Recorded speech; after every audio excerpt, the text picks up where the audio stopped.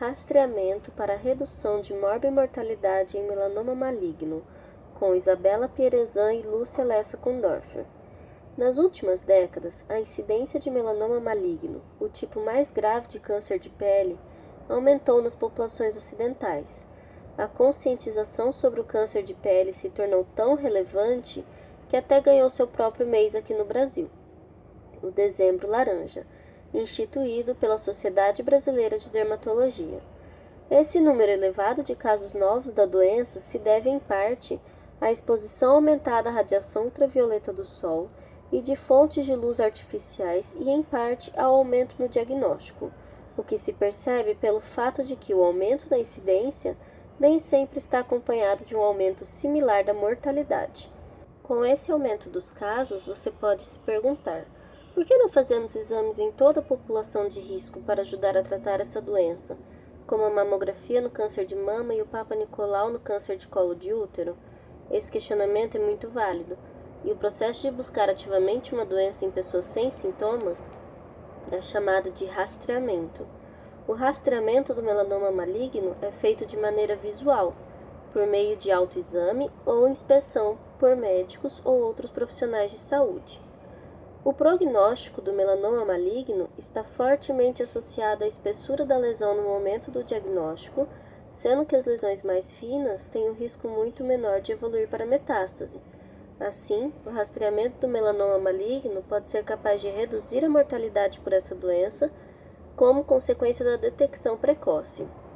Além disso, o rastreamento também pode diminuir o número de cirurgias invasivas e o uso de terapia adjuvante, por diminuir a ocorrência de melanoma em estágio avançado.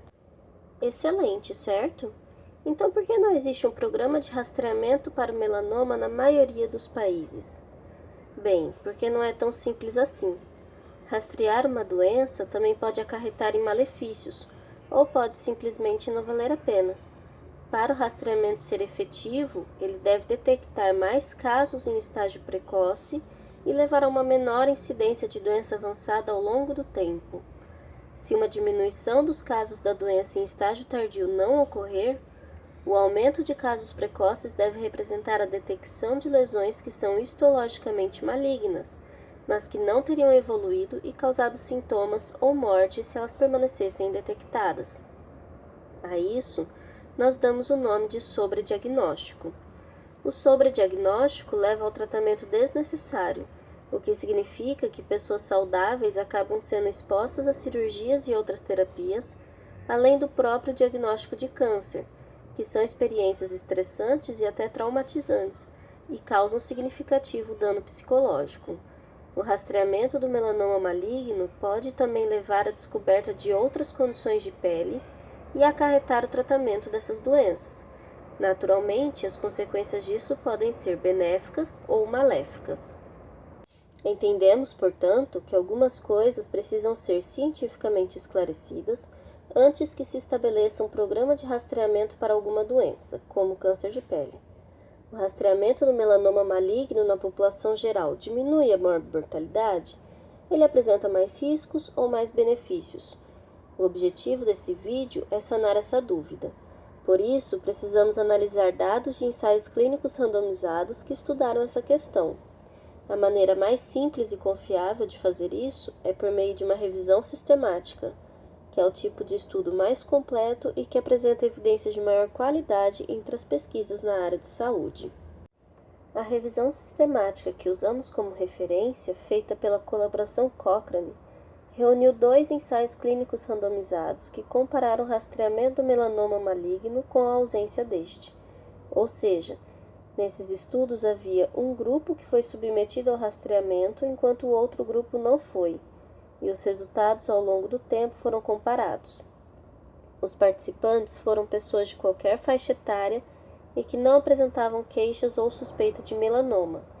A intervenção em questão foi o rastreamento, e os desfechos de interesse foram taxas de mortalidade, sobrediagnóstico e consequências psicossociais. Os pesquisadores avaliaram os 2 estudos incluídos sob o método GRADE, que determina a qualidade de evidência analisando aspectos como risco de viés, inconsistência dos resultados, imprecisão, viés de publicação e entre outros.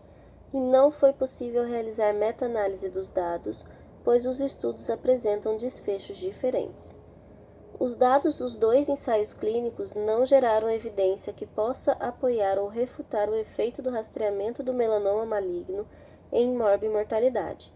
Em um destes estudos, 1 em cada 7 pessoas rastreadas tinha ao menos uma lesão suspeita, e apenas um melanoma maligno foi encontrado para cada 465 pessoas rastreadas. Isso indica que muitas biópsias desnecessárias foram feitas e, portanto, muitos recursos humanos e financeiros deixaram de ser gastos em intervenções com benefício comprovado. Assim, o rastreamento do melanoma maligno não preenche critérios atuais para a implementação de programas de rastreamento populacional. É importante ressaltar, porém, que essa revisão não investigou os efeitos do rastreamento em pessoas com história pessoal ou familiar de melanoma maligno. A Alemanha é o único país que rastreia o melanoma maligno atualmente, com o Programa Nacional de Rastreamento, que existe desde 2008. O governo alemão implementou este programa depois que um estudo de coorte, que, como você lembra, não é o tipo adequado de estudo para indicar uma intervenção, demonstrou possíveis benefícios do rastreamento em seus primeiros resultados. Neste estudo, 19% da população elegível foi rastreada, e após os 5 primeiros anos de intervenção, foi observada uma redução de 48% na taxa de mortalidade. No resto da Alemanha, a mortalidade por melanoma permaneceu estável. Parecia realmente promissor, certo? No entanto, depois desses 5 anos, a mortalidade por melanoma na população estudada subiu rapidamente e praticamente se igualou à mortalidade observada antes do estudo e no resto da Alemanha. A incidência do melanoma, por outro lado, subiu consideravelmente, o que sugere que houve sobrediagnóstico e possivelmente sobretratamento nessa população. Situação complicada, não é?